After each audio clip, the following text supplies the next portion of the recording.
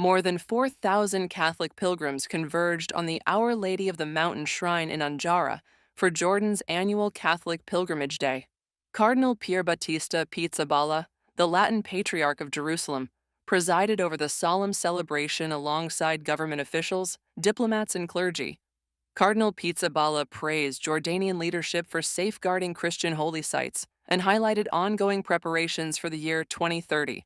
That year will mark the 2000th anniversary of the baptism of Jesus Christ in the Jordan River, a milestone expected to place the kingdom at the center of global Christian commemorations.